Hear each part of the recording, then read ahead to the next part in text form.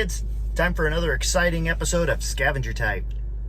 So this week I was just admiring how my check engine light hasn't been on for a while. And as I was doing so, my ABS light came on. Let's find out why. This is my new-ish code reader.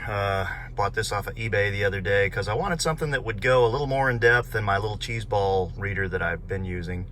I've got one of those Bluetooth ones too that ties into your phone, but I just wanted something with a wire on it that I could plug in and reset stuff.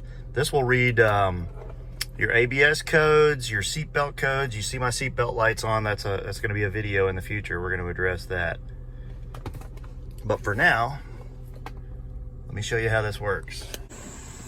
You take this plug and you get up under your dash. And next to this fuse box, you'll find this plug. That's where this plugs in. Once it plugs in, the little computer will come on and it'll start trying to read stuff. Once you've got it plugged in, this little computer will come on and it'll start trying to download all your check engine lights and your codes from your computer. Here we want to go down to the ABS system, see what we've got there.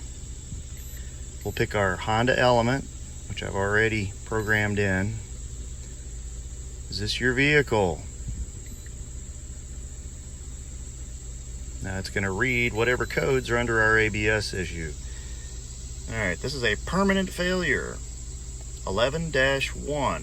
Right front wheel speed sensor.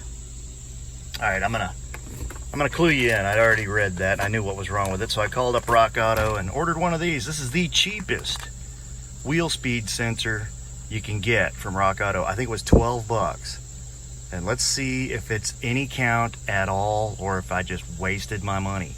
We turn the wheel so that we can get to the front side of this knuckle, because this is where our ABS ties in. And I'm no expert, but I think this is our problem. This is the cable that's supposed to go to our wheel speed sensor, and there it just hangs loose. Not hooked to anything. If you remember a little while back, we replaced this axle. I don't know, I might have caused an issue then, but now is when it's actually turning its ugly head. Now that right there is our actual sensor. See, it's cut right clean off. It's another 10 millimeter. Hopefully this will come right out. There's the bolt. May need a screwdriver or something to get that out. All right, grab the old flathead screwdriver. Let's see. Move it. I'm gonna try and twist it just a little bit, see if I can break it loose. Yeah, like that. Just pry it back and forth just a little bit, a couple times, just to break it loose. Don't snap it off in the knuckle there. Now let's try and center it up and see if it'll come out. Oh yeah, we're gonna get lucky. That's good. Look at that. So that's our old sensor. Here's our new sensor. It comes with a bracket for up here, and that's pretty much it. It comes with the clips that hold it on. So let's see if we can slide that in without damaging it. Goes in the hole straight. Work it down in there a little bit. Don't beat and bang on this because it's just a little plastic sensor and it'll break. If it doesn't slide in easy, then take the time to clean that hole out. If you live up north, this may be rusted in. I'm sorry, you guys. I don't know why y'all live up there. Move down here where your stuff doesn't rust up like crazy. All right, so I screw that screw in hand tight. I come back with my ratchet and tighten her up just a little. I don't want to go crazy because, again, it's plastic.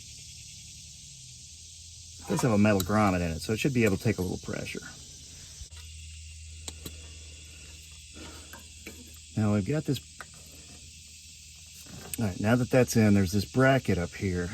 These two pieces plug into that bracket. Snap. Snap. We'll take that bolt out, take that bracket off, put this bracket on, unplug this plug, and plug this plug into it.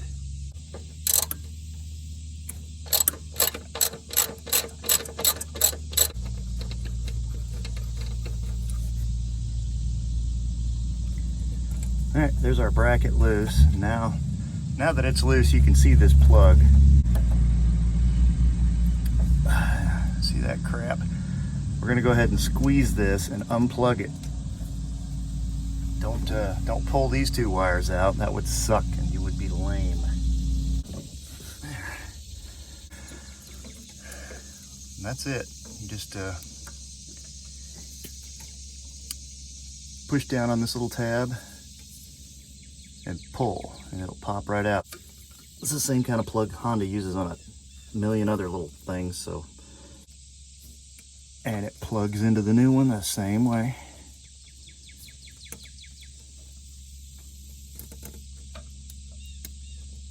All right, there we go with that. Now we bolt our bracket back up. A little tab on here that goes into this hole in the frame, and that ensures that that's tucked up in there where it ought to be.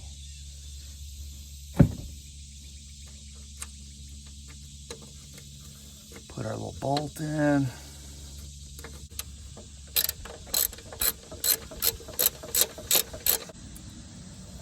And that's it, guys. Just in case something wasn't clear, let's take a little tour. There's the plug. You can see the old plug plugging into the new sensor.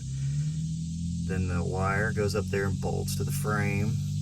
Then it comes over here and attaches to this bracket, and then attaches again to the bracket, and then it goes down, it goes into the top of your hub where your CV joint hooks in. One bolt there, one bolt on the bracket, one plug. This is not hard, folks. You can do this. Let's see if our error goes away.